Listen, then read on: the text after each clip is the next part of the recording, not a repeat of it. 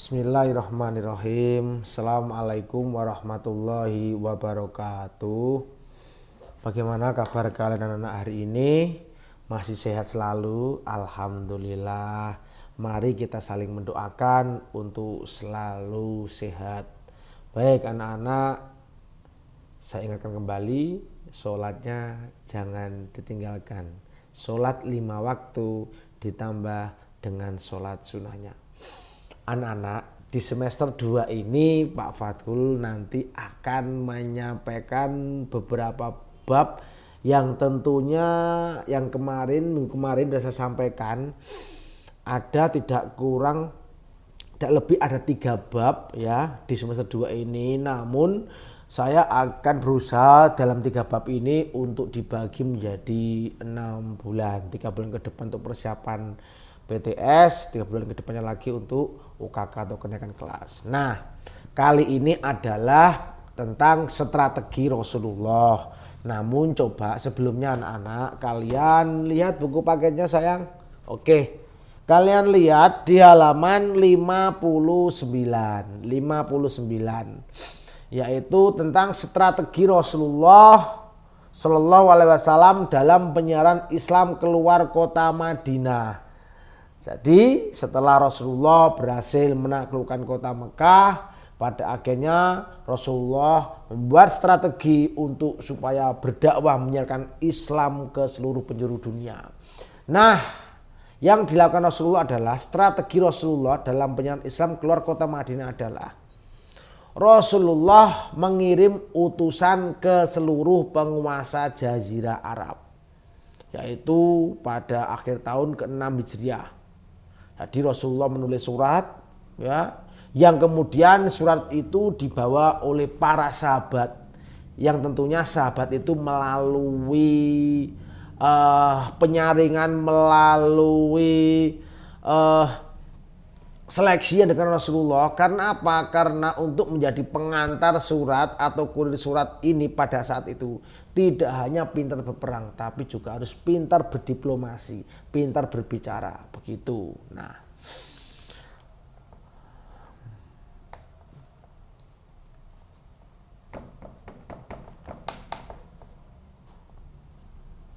pengiriman surat kepada para raja. Nah, ini ada kalau di buku paket kalian anak-anak, itu insya Allah ada 8 raja yang dikirimi surat. Namun akan saya bagi menjadi 4 raja dulu atau 4 penguasa. Ya, untuk minggu depan baru nanti 4 penguasa. Nah, yang pertama adalah surat kepada Raja Najasyi atau Raja Basyah. Lihat halaman 59. Ya, nama lengkapnya adalah Asamah bin Al-Abjar. Sahabat yang menjadi kurir atau pengantar surat ini adalah Amr bin Umayyah Ad-Damri. Bagaimana tanggapan dari Raja Basyah?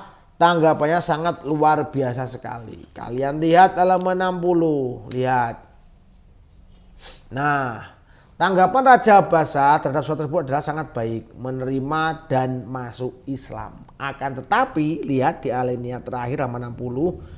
Beberapa bulan kemudian Raja Najasyi setelah menerima surat dari Rasulullah dan bersedia masuk Islam, itu beliau meninggal dunia, yaitu pada bulan Rajab tahun ke-7 Hijriah setelah perang Tabuk saat itu.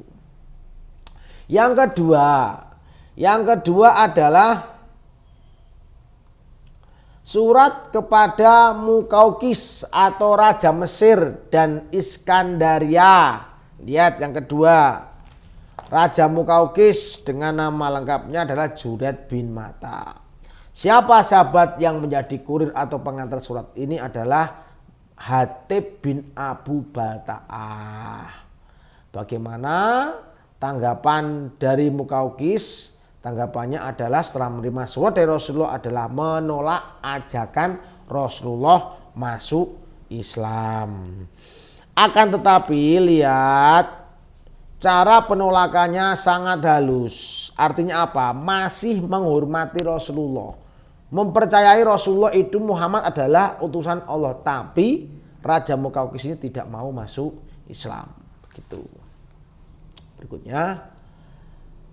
Yang ketiga adalah surat yang ditujukan kepada Kisra, Raja Persia. Lihat halaman 62.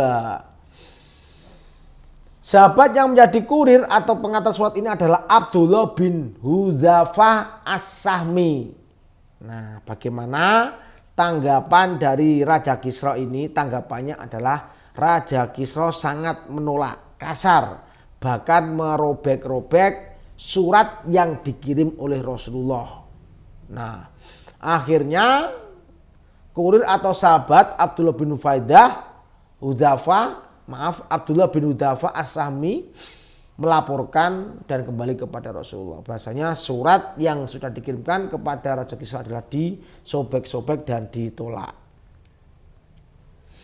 Setelah mendengar apa yang telah dilakukan Raja Kisra, lihat halaman 63. Rasulullah bersabda, Allah akan mencabik-cabik kerajaannya. Kerajaan siapa? Ya kerajaannya Raja Kisra.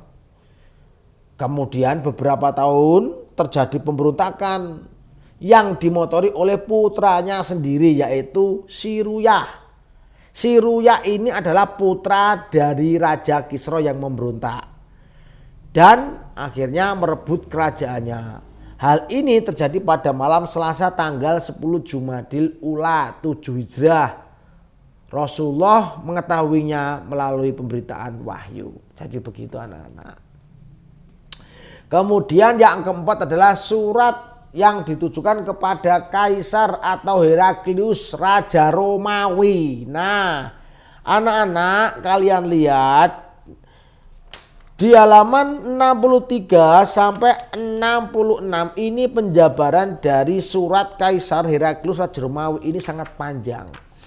Akan tetapi untuk menyikat dan kesimpulannya adalah bahwasanya ya surat Kaisar Heraklius ini adalah ya itu adalah raja yang paling cerdik, raja yang paling pintar di antara raja-raja dan penguasa lainnya.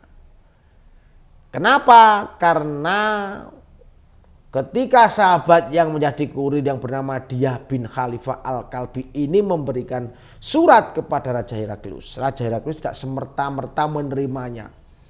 Di situ Raja Heraklius itu berdiplomasi, ya, berdialog panjang lebar, tanya jawab baik tentang Islam maupun tentang Rasulullah kepada siapa? Kepada Diyah bin Khalifah Al-Kalbi.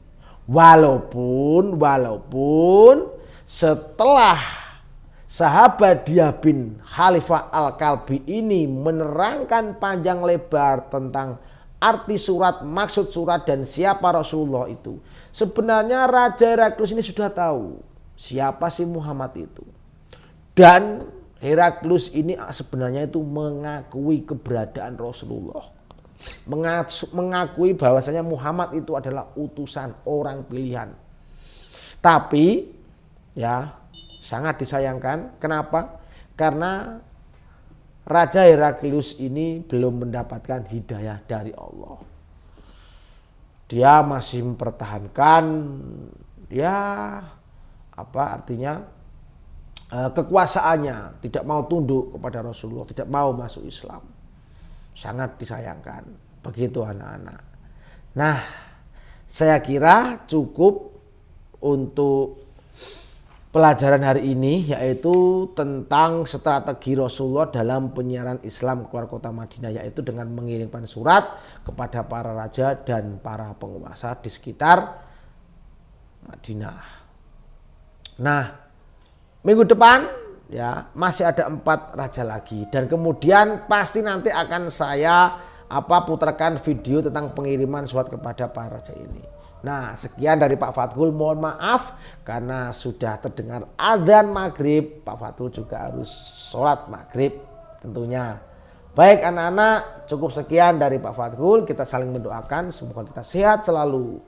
Nasrullah. Assalamualaikum warahmatullahi wabarakatuh. Sehat selalu.